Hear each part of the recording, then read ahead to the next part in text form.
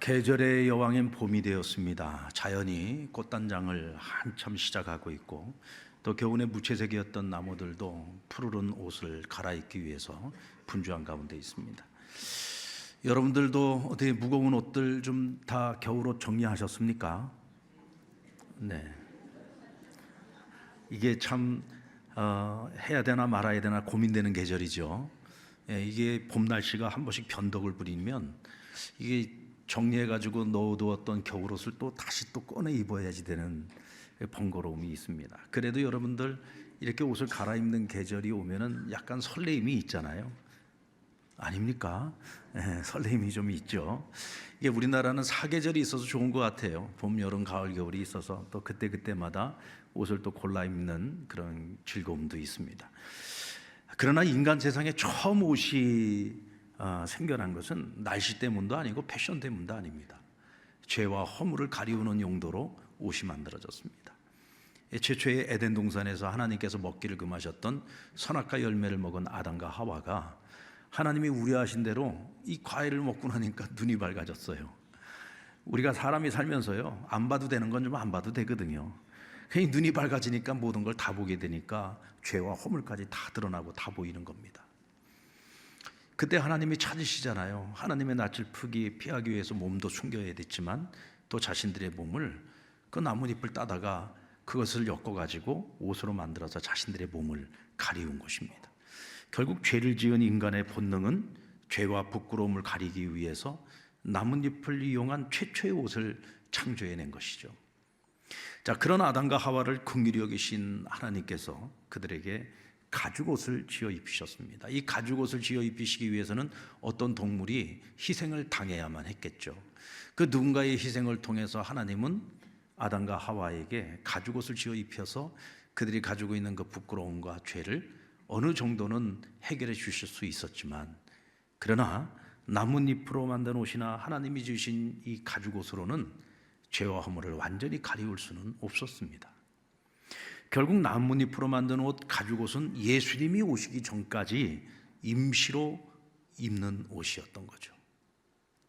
오직 예수로 옷 입지 않는 한 우리와 우리의 죄와 허물은 온전히 가리워질 수 없습니다. 죄와 사망과 심판으로부터 온전히 구원받을 수 없는 거죠. 그러므로 사도 바울은 오늘 본문에서 그리스도로 옷 입자고 권면합니다. 우리 한번 따라 볼까요? 그리스도로 옷 입자. 그리스도로 옷 입지 않으면 우리는 영원히 죄와 허물을 가리울 수 없고 결국은 하나님의 심판 앞에 이르게 됩니다. 갈라디아서 2장 16절 말씀 우리 같이 한번 읽어볼까요? 시작. 사람이 의롭게 되는 것은 율법의 행위로 말미암음이 아니요 오직 예수 그리스도를 믿음으로 말미암는 줄 알므로 우리도 그리스도 예수를 믿나니 이는 우리가 율법의 행위로서가 아니라 그리스도를 믿음으로써 의롭다 함을 얻으려 함이라. 율법의 행위로서는 의롭다 함을 얻을 육체가 없느니라. 아멘. 그리스도로 옷을 입는다는 것은 곧 그리스도 예수를 믿는 것입니다. 예수 그리스도를 믿는다는 것은 무엇을 의미하나요? 우리를 죄와 허물을 완전히 가리워주고 우리를 죄와 사망과 심판으로부터 그 굴레로부터 우리를 온전히 자유케 하고 우리를 구원해냈을 수 있는 분은 오직 예수 그리스도밖에 없다라고 하는 것을 믿는 거죠. 우리가 그 믿음을 가지고 있을 때 비로소 예수의 옷을 입을 수 있다는 겁니다. 그리스도로 옷 입는다는 것은 곧 믿음입니다. 예수를 믿는 겁니다. 그가 유일한 우리의 구원자 되심을 믿는 겁니다. 그분을 통하지 않고서는 우리가 죄사함 받을 수 없다, 구원받을 수 없다. 본질상 진노의 자녀였던 우리가 어찌 하나님의 자녀가 될 수 있겠는가? 오직 예수로만 가능하다는 것을 믿는 것입니다. 그런데 여러분, 세상의 현실을 보면 어떻습니까? 어떤 목사님이 노숙자 사역을 하시는데 이 목사님 교회 본당이나 혹은 또 교육관에 늘 와서 술을 마시고 와서 잠을 주무시는 노숙자가 한 분 계시는데 이분은 술을 먹으면 어디 딴 데 가서 꼭 교회에 와서 잠을 자요. 그리고 술에서 깨면은 이제 목사님 방에 찾아가는 거예요. 목사님 방에 찾아가서 아이 목사님 나 오늘 술 좀 마셔야 되는데 돈 좀 달라고. 그래가지고 맨날 돈을 타갑니다. 또 목사님은 아이고 오죽 갈 데가 없으면 나한테 맨날 오겠나 싶어가지고 뭐 얼마 안 되는 돈이지만 늘 그 돈을 줬어요. 근데 한날은 가만히 생각을 해보니 아니 대체 이 양반 언제까지 이렇게 살아야 되나, 참 그분의 인생을 생각을 해보니까 너무 가슴이 답답하고 아픈 거예요. 그래서 하루는 새 속옷을 준비하고 새 옷을 준비를 했어요. 그래서 이제 돈을 또 타려고 온 이분을 향해서 이렇게 얘기를 합니다. 아저씨, 오늘은 나랑 같이 목욕탕에 좀 갑시다. 목욕탕에 가서 그 묵은 때 좀 싹 다 벗겨내고 그 지독한 냄새도 좀 다 벗겨내고 이제 그 예전에 입던 옷들 다 버리고 오늘 내가 당신을 위해서 이렇게 새 속옷도 준비하고 새 옷도 준비했으니 우리 새롭게 한번 출발을 해보자고. 그랬더니 이 양반이 아니 나 싫다는 거예요. 나 씻는 것도 싫고 나 새 옷 갈아입는 것도 싫다고, 나 그냥 술 마시게 돈이나 좀 달라고. 지금 이 사람에게는 새로운 인생을 시작할 수 있는 저로의 기회가 온 거잖아요. 목욕탕에 가서 옛때를 다 지워버리고 이제는 새 옷 입고 새 삶을 시작을 해보자. 지금 누군가가 손을 내밀어 줄 때 그 손을 잡으면 시작할 수 있거든요. 근데 끝까지 거절하는 거예요. 오늘 나랑 같이 목욕탕 가면 내가 돈도 예전보다 더 많이 주겠다고 이렇게 강청을 하는데도 싫다는 거예요. 왜 그럴까요? 너무 오랜 세월 동안 이 더러운 옷에 익숙해져 있는 거예요. 그냥 무전 취식하면서 살아가는 이런 삶에 지금 너무 익숙해져 있는 겁니다. 근데 내가 왜 새 옷 입고 이제는 또 새로운 인생을 살아가려면 열심히 일도 해야 되고 사람들하고 관계도 맺어야 되고 이제 그런 거 다 싫다는 거예요. 새로운 삶, 다시 시작하는 삶이 싫은 겁니다. 왜? 더럽게 살아오는 삶에 너무 오랫동안 익숙하게 살아왔기 때문에. 그것을 떨쳐버리는 게 쉽지 않은 거예요. 옛 옷을 벗는 게 쉽지 않은 거예요. 그러니까 새 옷을 입는 게 어려운 겁니다. 우리는 그런 노숙인들의 태도고 이해가 잘 안 되죠. 여러분 미국에도 가보면요, LA에 노숙인들이 넘쳐납니다. 길거리에 다닐 수가 없어요. 길거리 돌아다니다 보면은 위험합니다. 그 정도로 노숙인들이 많아요. 우리나라도 이 창원 지역은 노숙인들이 별로 없습니다만은 그 서울역에 가보세요. 얼마나 노숙자들이 많은지 모릅니다. 국가가 여러분들 그들을 갱신시키기 위해서 노력을 안 할까요? 미국도 그 잘 사는 나라에서 왜 그들을 그냥 손 놓고 있을까요? 손 놓고 있는 게 아니에요. 어떻게든 도와가지고 그들을 좀 갱생시키고 싶은데 이 사람들이 거의 참여를 안 하는 겁니다. 왜? 너무 오랜 세월 동안 그렇게 살아온 곳에 익숙해 있어서 새 삶을 살기가 싫은 거죠. 정상적인 사람의 수준에서 그 사람들을 보면 도무지 이해가 안 가요. 아니 마음만 먹으면 되는 일인데 왜 마음을 못 먹을까 싶죠. 여러분 예수로 옷 입게 되면 죄의 문제를 해결할 수 있습니다. 구원받을 수 있습니다. 진노의 자녀가 아니라 이제는 하나님의 자녀로 살아갈 수 있습니다. 오늘 밤 세상을 떠나도 우리는 천국에 갈 수 있는 자격으로 하나님의 시민권, 하늘의 시민권, 하나님의 자녀로서 살아가는 겁니다. 옷 입는 게 어렵습니까? 옛것을 벗어버리고 새 옷 입으면 되는 거잖아요. 주님이 주시는 옷을 입으면 되는 거잖아요. 근데 세상에 많은 사람들이 못 입습니다. 아니 안 입습니다. 이대로도 사는 게 재미있는데, 이대로 사는 것도 즐거운데 내가 왜 예수로 옷을 입어야 되느냐고 거절합니다. 각자 자기 나름대로의 자기 옷이 있는데 내가 왜 예수로 옷을 입어야 되느냐고 거절하죠. 우리의 입장에서 보면 그게 답답해요. 아니 예수로 옷 입는 게 뭐가 어려워? 믿기만 하면 되는데, 받아들이기만 하면 돼, 수용하기만 하면 되는데 왜 그걸 못하지? 그건 여러분 우리가 믿음을 선물로 받았기 때문에, 하나님께서 우리에게 그 믿음을 선물로 주셨기 때문에 그게 우리는 믿어지는, 그러니까 우리는 그게 너무나도 당연한 거고 쉬운 일처럼 보이지만 믿음을 선물 받지 못한 사람들의 입장에서는 예수로 옷 입는 거는 너무 어려운 겁니다. 저와 여러분 예수로 옷 입고 살아가는 것에 진정 감사하시기를 바랍니다. 하나님 우리에게 그 믿음을 주셨잖아요. 그 믿음을 주셔서 우리가 예수로 옷 입고 살아가고 있다면 우리는 그것을 늘 감사해야지 되고, 이제는 예수로 옷 입고 살아가는 사람답게 살아가야지 될 책임이 있습니다. 자, 그러면 그리스도로 옷 입고 산다는 것은 어떤 의미일까? 이건 단순히 죄사함의 문제뿐만 아니라 우리의 신분이 그리스도께 속한 자로서 살아가는 거예요. 우리 27절 말씀을 같이 한번 읽어볼까요? 27절입니다. 시작. 누구든지 그리스도와 합하기 위하여 세례를 받은 자는 그리스도로 옷 입었느니라. 그리스도로 옷을 입었다라고 하는 것은 그리스도와 합하는 거예요. 우리가 그리스도와 합한다라고 하는 것은 무슨 의미냐면 그리스도께서 내 안에 들어오시는 겁니다. 여러분, 그리스도께서 내 안에 들어오시면 이제 누가 주인이에요? 그리스도가 주인입니까? 내가 주인입니까? 자, 우리 갈라디아서 2장 20절 말씀을 같이 한번 읽겠습니다. 갈라디아서 2장 20절 시작. 내가 그리스도와 함께 십자가에 못 박혔나니 그런즉 이제는 내가 사는 것이 아니요 내 안에 그리스도께서 사는 것이라. 이제 내가 육체 가운데서 사는 것은 나를 사랑하사 자기 자신을 버리신 하나님의 아들을 믿는 믿음 안에서 사는 것이라. 아멘. 그러니까 내가 예수와 합하여 살아간다는 것은 내 안에 예수님께서 들어오시는 것인데 이제는 내가 사는 것이 아니라 누가 산다고요? 그리스도께서 사는 것이고, 내가 육체 가운데서 사는 것은 나를 사랑하사 자기 자신을 버리신 하나님의 아들을 믿는 믿음 안에 사는 것이다. 다시 말하면 이제는 예수로 사는 거예요. 예수님이 내 인생의 주인이 되시는 겁니다. 예수님이 내 인생을 다스리시는 겁니다. 아멘. 여러분 정말로 그렇게 살고 있어요? 정말로 여러분 예수님이 내 인생의 주인이 되셔서 나를 다스리고 있습니까? 그렇다면 변해야죠. 달라져야죠. 한 청년이 회사에 취직을 했는데 회장님의 차를 운전하는 운전기사로 취직을 했습니다. 이 청년에게는 집에 가면 자기 차도 있죠. 회사에 오면 회장님의 차를 운전을 합니다. 자기 차를 운전할 때는요, 자기 습관대로 운전을 해요. 자기 성질대로 운전하고 자기 습관대로. 그래서 때로는 신호도 좀 위반할 때도 있고, 뭐 급할 때는 그냥 막 있는 대로 속도를 내면서 달리기도 합니다. 제가 수요 부흥 기도회 때 우리 교회로 올라치면은 그 시간이 딱 퇴근 시간이에요. 퇴근 시간에 여러분 공장 지역에서 이쪽 주거 지역으로 올 때 얼마나 차들이 달리는지 모릅니다. 집에서 별로 기다리지도 않아요. 그런데 뭐가 그렇게 급하다고 집으로 달려가기 위해서 속도를 내는지 아이고 불안해요. 그러다 보면 신호를 위반하고 그냥 막 지나갈 때도 있습니다.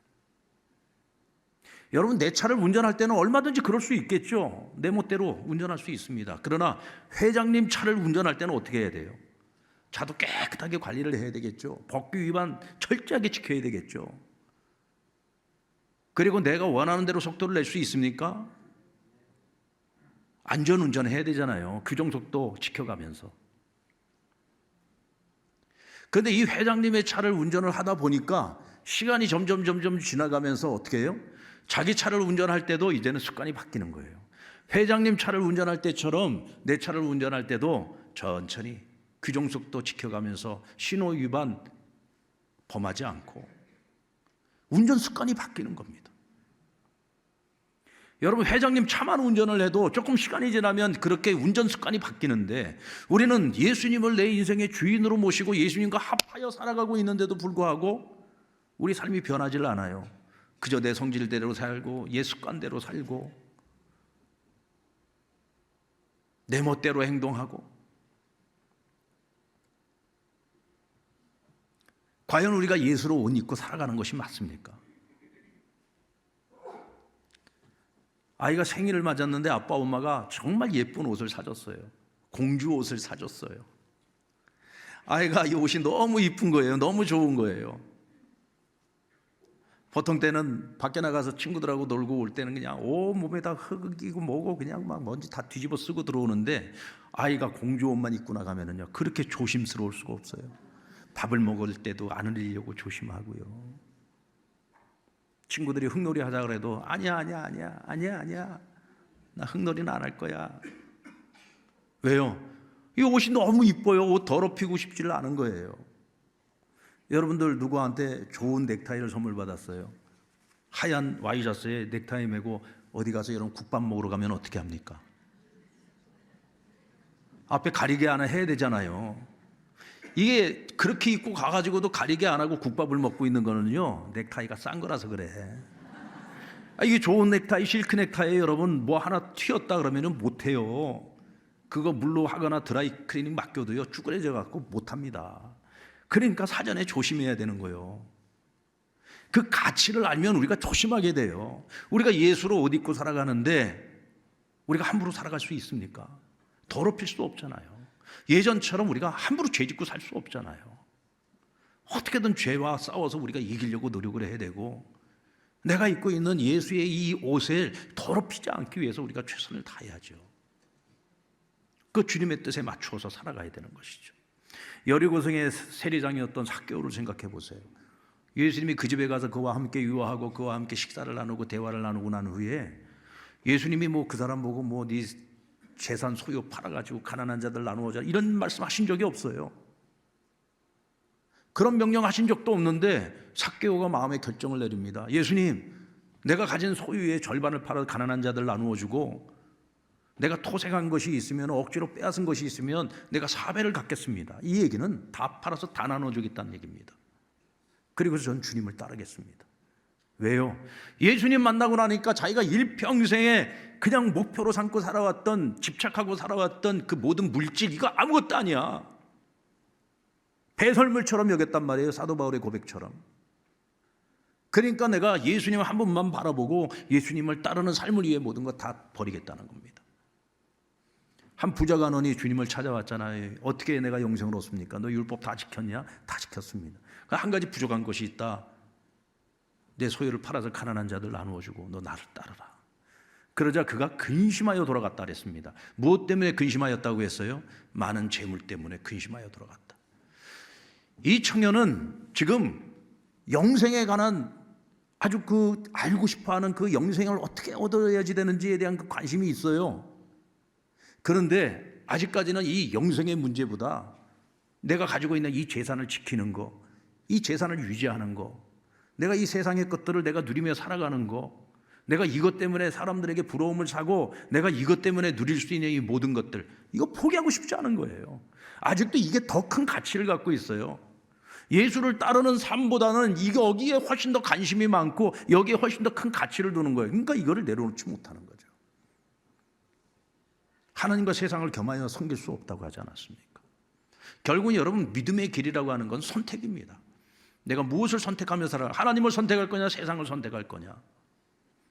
하나님을 선택할 거냐, 아니면 재물을 선택할 거냐? 결국은 둘 중에 하나라는 거죠.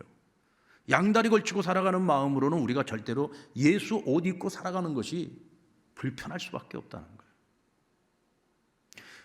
여러분들, 우리가 교회에 올 때는 예수로 옷 입고 옵니다. 근데 가정에 돌아가면 어떻습니까? 예수로 옷 입고 살아가십니까? 직장과 일터에 가서도 여러분 예수로 옷 입고 살아가십니까? 혹시 직장에 가실 때에는 예수 옷 벗어가지고 집에다가 놔두고 그리고 직장에 나가시지는 않습니까? 때로는 예수로 옷 입고 있는 것이 거추장스럽고 불편해서 그걸 잠시 벗어가지고 팔에다가 그냥 걸치고 다니지는 않습니까? 여러분, 옷은 입어야 편합니다. 걸치고 다니면 이건 짐밖에 안 되는 거예요. 우리가 예수 믿고 살아가는데도 왜 불편할까요? 왜 행복하지 않아요? 왜 자꾸 이게 거추장스럽게 느껴집니까? 그것은 내가 온전히 예수로 옷 입고 살지 않기 때문에 그래요. 예수님이 우리의 인생의 주인이 되셔서 그의 다스리심을 받으며 우리가 그가 정말 원하고 바라시는 그 길을 걸어가고자 애쓰면은요, 어느 순간부터 주님께서 우리에게 주시는 진정한 자유와 기쁨과 행복이 있습니다. 우리는 그걸 누릴 수 있어야 돼요. 아멘입니까? 예수로 옷 입고 살아간다는 것은 또 다른 의미에서는 예수님의 성품을 닮아가는 것입니다. 골로새서 3장 12절 말씀 우리 같이 한번 읽어볼까요? 시작. 그러므로 너희는 하나님이 택하사 거룩하고 사랑받는 자처럼 긍휼과 자비와 겸손과 온유와 오래 참음을 옷 입고, 여기도 보니까 옷 입으라고 얘기를 합니다. 근데 무엇으로 옷을 입느냐? 너희는 하나님이 택하사 거룩하고 사랑받는 자처럼 그랬어요. 누가 여러분 택함 받았고 누가 거룩하고 사랑받는 자입니까? 예수님을 말하는 거예요. 예수님처럼 너희도 긍휼과 자비와 겸손과 온유와 오래 참음의 옷을 입어야 된다라고 얘기를 하고 있습니다. 예수로 옷 입는다는 것은 바로 이와 같은 예수님의 성품을 입는 거예요. 그래서 우리 예수 믿는 사람들이 절대로 하지 말아야 될 말이 뭐냐? 나는 내 성질대로 산다. 나는 생긴 대로 산다. 여러분이 절대로 그런 말 하면 안 돼요. 난 내 성격대로 살 거야. 아니요. 우리 거듭난 사람이잖아요. 거듭난다는 뜻이 뭡니까? 다시 태어나는 거예요. 우리 예수님 때문에 다시 태어났어요. 옛날에 그 못된 습관을 따라서 사는 게 아닙니다. 못된 성질 따라서 사는 게 아니에요. 세상을 사랑하고 세상을 따라다녔던 그 옛날의 그 즐거움, 옛날의 그 잘못된 습관을 따라 살아가는 것이 아닙니다. 내 안에 예수님이 계시니까 이제는 예수님의 성품을 닮아가기 위해서 노력하고 힘써야 되는 거죠. 예수님의 성품이 뭐예요? 팔복을 통해서도 말씀해 주셨고 성령의 9가지 열매를 통해서도 말씀해 주셨잖아요. 오늘 골로새서 말씀에서는 예수님의 그 자비로우심과 온유하심과 또 오래 참으시는 그런 모습들, 그런 아름다운 성품을 너희가 닮아가야 된다는 거예요. 몇 년 전에 서울에 올라갈 때 우리 친구를 만났어요. 고등학교 동창을 만났는데 이 친구가 우리 동창 중에 한 친구 이야기를 하는 거예요. 우리 학교 다닐 때 정말 싸움 잘하는 친구가 있었어요. 키도 별로 안 커요. 몸도 아주 호리호리해요. 근데 이 친구가 권투를 좀 배웠거든요. 근데 이제 딱 몸이 우리 상남교회 정세광 목사님 같아. 아주 몸이 호리호리하고 아주 날렵해요. 근데 생긴 거는 우리 정세광 목사님 훨씬 잘생겼고 우리 그 동창 그 친구는 좀 독하게 생겼어요. 근데 싸움을 정말 잘했어요. 그러니까 누구도 건드리질 않는가. 어쩌다가 건드려가지고 누구랑 친구랑 싸우게 되면은 그냥 상대편 그 친구가 진짜 두 손으로 싹싹 빌면서 제발 좀 끝내자고 할 때까지 아이고 그냥 악발이에요, 악발이. 저희 학교 다닐 때 그때 삼총교육도라는 것이 생겨가지고 그 뭐 불황인들이나 뭐 그 조직 폭력배들 막 그 다 데리고 가서 훈련시키고 했잖아요. 그때 여러분 학교마다 문제 있는 학생들을 갖다가 몇 명씩 학교에서 이렇게 신청을 하면은 걔네들을 삼총교육대를 보냈어요. 저희 학교에서도 6명이 갔습니다. 6명. 목사님이 나온 학교가 깡패 학교였는가 보다. 아니요. 제가 나온 학교는 서울에서도 아주 명문 대신고등학교를 나왔어요. 근데 저희 학교에서 그 문제 있는 아이들을 학교에서 추천을 해갖고 6명이 삼총교육대를 갔던데 애들이 갔다 와서 얼굴이 새카매져 갖고 왔더라고요. 근데 그 중에 한 명 같이 끌려갔던 애가 바로 그 아이예요. 그리고 여러분 얼마나 많은 세월이 흘렀습니까? 근데 이 친구가 동창회를 갔다가 이 친구를 만나고 온 거예요. 근데 이 친구가 교회 장로님이 돼 있더래요. 그러면서 하는 얘기가 자기가 알고 있던 걔가 아니라는 거, 완전히 사람이 바뀌었다는 거예요. 벌써 얼굴에서부터 풍겨 나오는 게 다르더라는 거예요. 사람이 너무 온유해 보이고 성품도 좋아 보이고 말이 달라지고 사람이 완전히 180도로 바뀌었는데 내가 아는 걔가 맞나 싶더라는 거예요. 이 친구도 교회를 안 다니는 친구인데 내가 그 변화된 걔를 보니까 교회가 대체 어떤 것인지 궁금하다는 거예요. 대체 교회가 뭐길래 사람을 저렇게 바꿔놓을 수 있나. 그래서 자기도 기회만 되면 한번 교회를 한번 가보고 싶은 마음이 있다는 거예요. 제가 그 얘기를 들으면서 이게 예수로 옷 입고 산다는 게 바로 이런 게 아닐까. 이전의 내가 아니에요. 여러분들은 여러분 자신을 보면서 가끔 가다가 내가 아닌 나의 모습을 발견하십니까? 내가 어떻게 이런 생각을 하고 있지? 어떻게 내가 이런 말을 하고 있지? 내가 이런 순간에 예전 같으면 좀 버럭 화부터 내고 있을 텐데 어떻게 내가 지금 이렇게 온유하고 겸손한 마음을 갖고 그런 표현을 하고 있지? 여러분, 내가 나 자신을 보면서도 좀 깜짝깜짝 놀라는 일이 생겨야 이게 진짜로 예수 옷 입고 살아가는 거라니까요. 누군가가 나를 보면서 내가 예전에 알고 있던 너하고는 정말 다르다. 뭐가 너를 이렇게 변화시켰냐? 너를 변화시킨 옷이라면 나도 한번 예수로 옷 입고 싶구나. 여러분, 이 정도 돼야 우리가 진짜로 예수 믿고 살아가는 거 아닙니까? 예수의 성품을 닮아가는 거죠. 그리스도로 옷 입고 살아가는 것은 또 다른 의미에서는 그리스도를 위한 사명을 가지고 살아가는 거예요. 사명.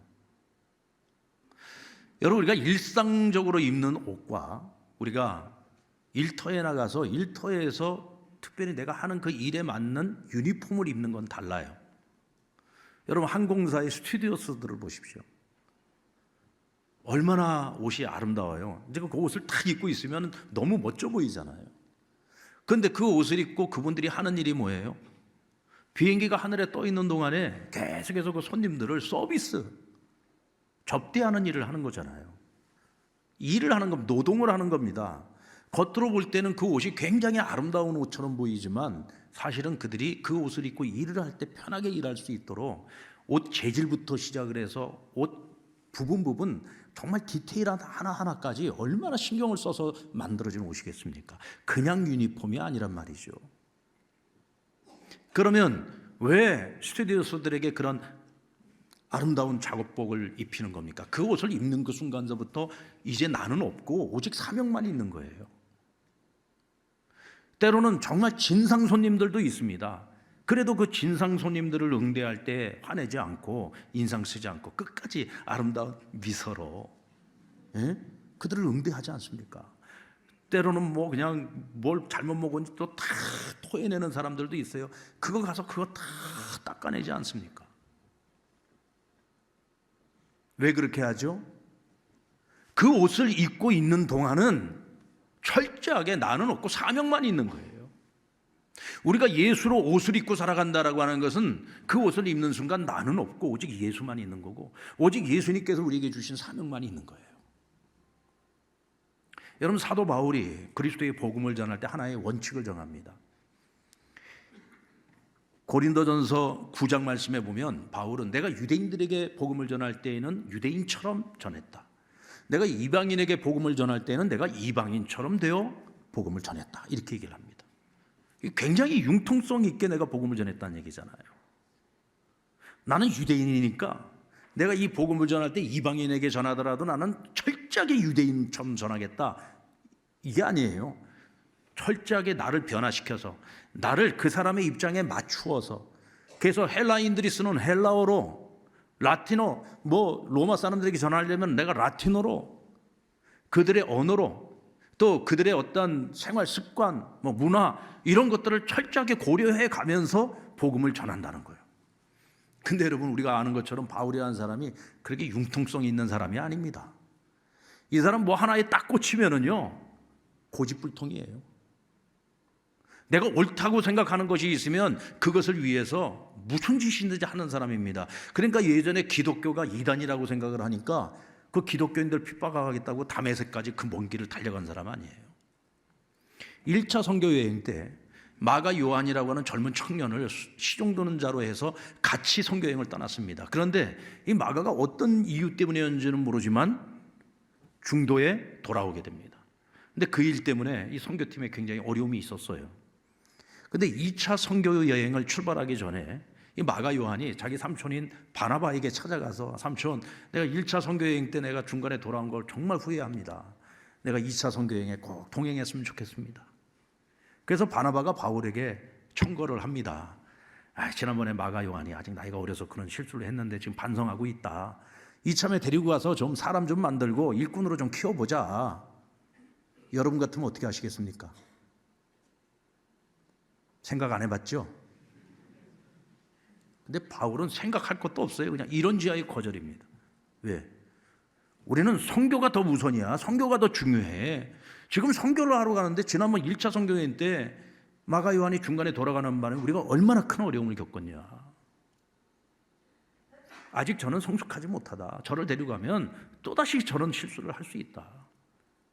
우리 선교팀이 우선이다. 안 된다.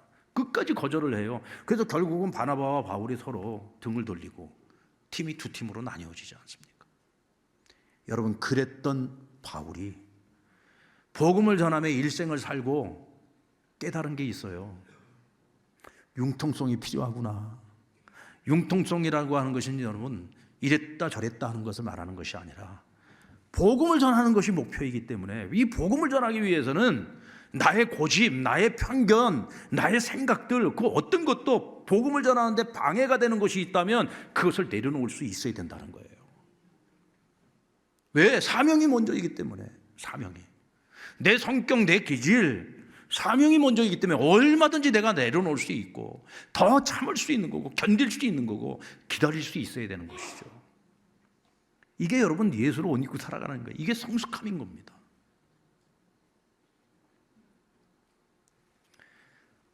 여러분, 우리가 예수로 옷 입고 살아가고 있습니까?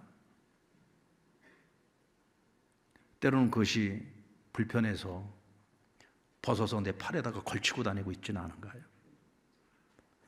혹은 벗어서 집에다가 두고 일터로 나갈 때는, 세상 즐거움 쫓아나갈 때는 그거 다 벗어놓고 다니진 않았습니까? 만약 우리가 그런 삶을 살아왔다면 우리는 온전히 예수로 옷 입고 사는 게 아닙니다. 우리는 어떤 자리에서든 예수로 옷 입고 살아가는 사람이 돼야 됩니다. 그래야 우리가 진정한 자유와 평안을 얻을 수 있고 참다운 하나님의 자녀라고 할 수 있습니다. 예수님이 이제는 우리 인생의 주인이니까 자꾸 예수님 보고 나한테 맞추라고 하지 말고 우리가 예수님께 맞추고 살아야죠. 더 이상 우리가 예수님의 옷을 더럽히면 안 되잖아요. 죄와는 피 흘리기까지 싸워야 되고 우리가 보다 거룩하고 온전한 모습으로 살기 위해 힘써야 되죠. 그러니 예수님의 성품을 닮아가야 되는 거예요. 내 성질대로, 내 마음대로, 내 성격대로 살지 말고 예수님의 성품을 닮아가는 우리의 삶이 곧 예수로 옷 입고 살아가는 것 아니겠습니까? 복음을 전하는 우리의 사명을 위해서 우리가 그 어떤 것도 내려놓을 수 있는 그런 저와 여러분 되었으면 좋겠습니다. 그래서 여러분, 우리 모두가 예수로 옷 입고 살아가는 게 정말 행복했으면 좋겠어요. 행복하기를 바랍니다. 하나님의 뜻입니다.